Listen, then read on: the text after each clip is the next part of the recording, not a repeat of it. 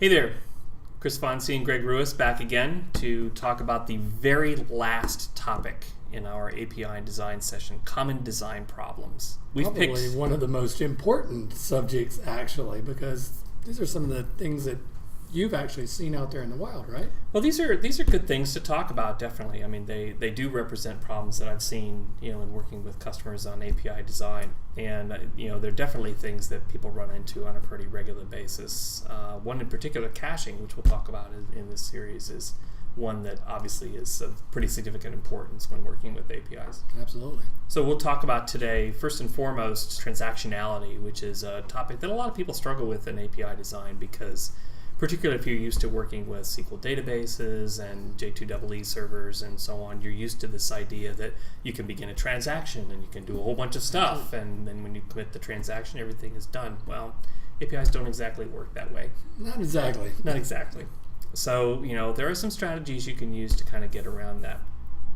We'll also talk about the idea of authentication and authorization versus identity tracking. The idea that for some specific applications, you may not necessarily have to actually have a set of user credentials and, authenticate a particular user, authorize them to do certain things. There may be some alternatives. And then finally, as I said, we'll talk about caching, which is super important. So as I said, transactions tend to be something that people that come from non-API backgrounds talk or run into a lot. As I said, there's lots of situations, and I'm sure you've had some of these as well, where we have this inclination to start a transaction and then do a whole bunch of stuff and then commit. Yeah. And it just doesn't work. And making that assumption that everything is going to go right. Exactly. And a lot of people have kind of struggled with how to handle this. There's one application in particular that I think kind of represents one of the better ways of handling this kind of thing, and that's actually Google Docs. When you're working with a document, you're not necessarily aware of the API, but the general philosophy that they use in handling changes, I think, is pretty representative of the design philosophy that we would suggest that people take when designing APIs that could potentially require transactionality. Right. And the basic approach that they take is to consider everything as a change and to commit everything to the document. Yep. Okay. Now, in Google Docs' particular case, they provide undo-redo buffers, as most editors do, and so you can kind of undo and replay changes. Right. But still, when you type something into the document, it's committed to the document. Right. And it becomes an integral part of whatever it is that's stored off in Google Docs. And in general, we would actually suggest that you approach APIs in the same way. That is to say that when you retrieve a resource, you make some changes to it, and you post that change back to the API server, that you consider that to be an atomic change in and of itself, right? So that being said, there's some cases where you can't necessarily do that. There's one particular example that we came up with shopping carts, and again, this is fairly common, right?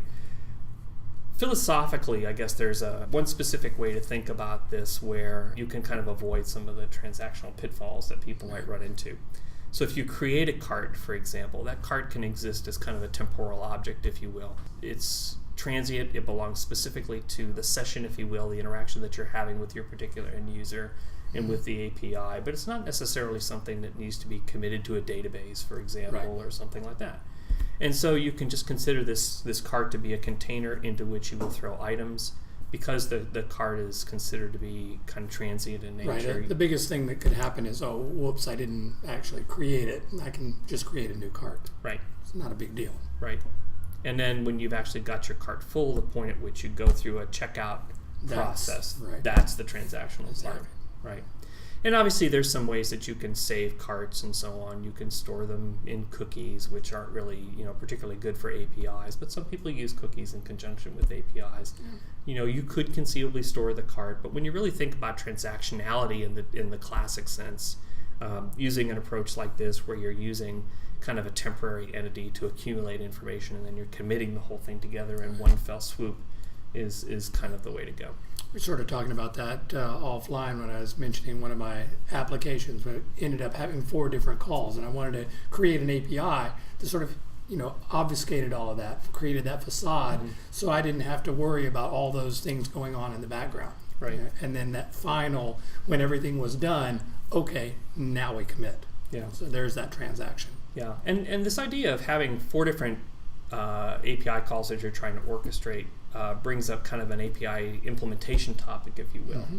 There's there's certainly something to be said for creating APIs that address specific needs for specific applications, right? Exactly. I mean, we tend to think of API design as being kind of designing the classic API, if you Right. will. But there's certainly a case to be made for a situation like yours where you're trying to orchestrate 4 different API calls. You can structure a single API call in such a way that it contains all the information that's needed for you to do the things that you want to do that Right. are transactional in nature. Exactly. Right, the application, the API consumer actually issues that API call. All the magic happens within the context of a transaction, but it's still considered to be just one Exactly API right. call. Exactly. Right. So now let's talk a little bit about authentication and authorization. Of course, this is something that we've talked about earlier as being a bit confusing. Well, it's only confusing for my mouth because it never gets the right word out. Yeah. Authentication, of course, is the checking of user credentials, if you will, verifying that a user is, in fact, who they say they are. Authorization, by contrast, is the granting a particular application a permission to do a specific thing. Right. You know, we've all seen, of course, the OAuth scenario where you log into Facebook, for example, and it comes back and says, you know, you're trying to authorize an Right. application. Exactly. It says, you know, we'd like for you to confirm that you grant this application specific rights to do a certain thing. You say, yeah, and verily I do this, and Exactly. then that's it. Right? Versus identity tracking, where we're actually just wanting to track the progress of a user or something going on in the application, where we don't necessarily have to know exactly who it is. I don't have to know it's Chris logged in to this application.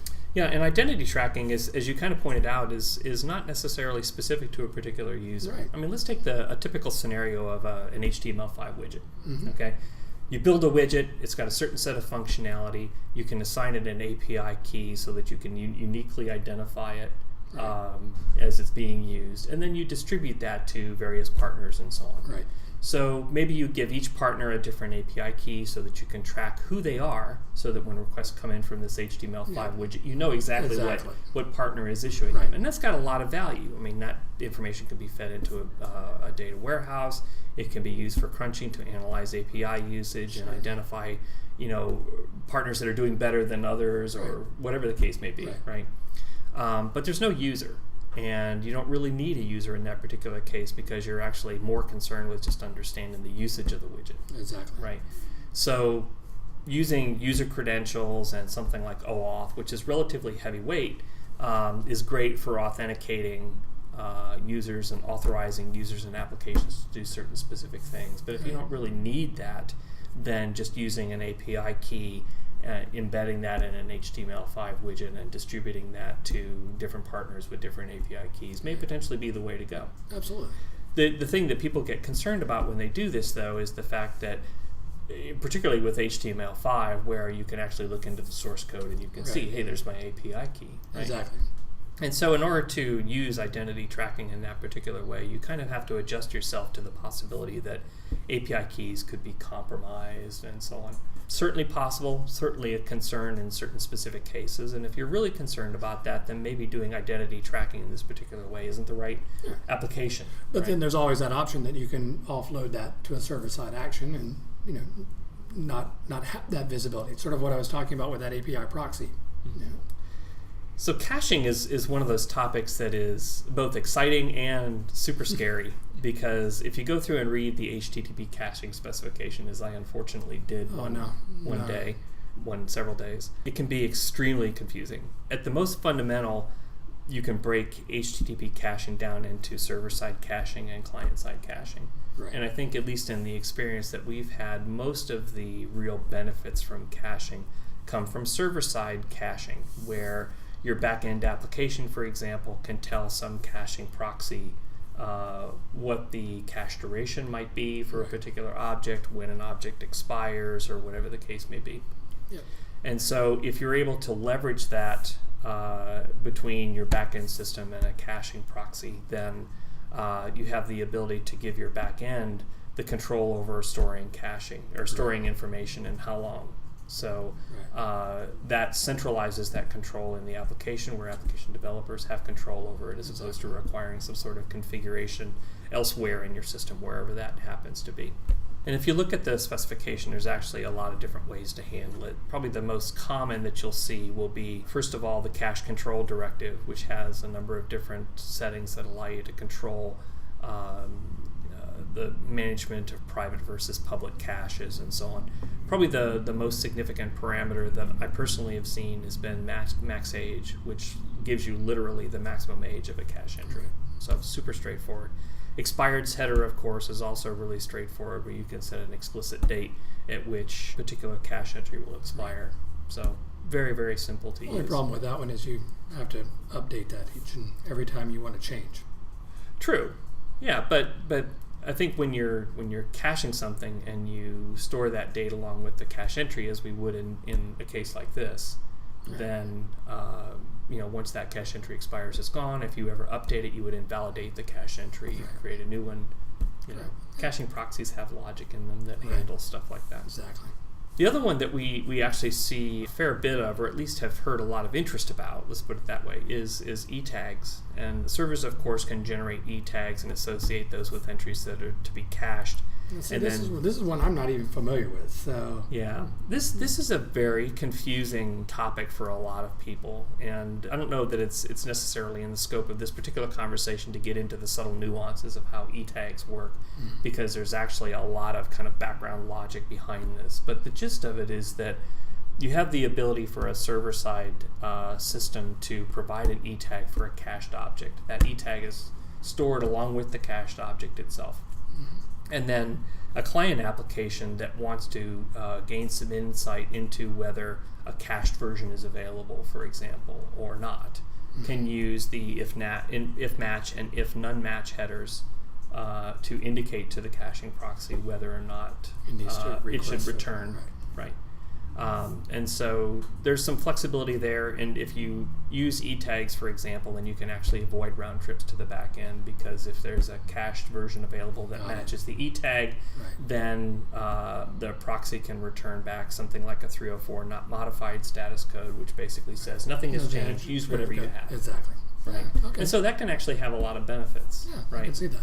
The other things that we see occasionally are last modified and if modified since headers, where the server side can actually provide a last modified header. We'll store that along with a cache entry, and then the client side can actually come back with if modified since.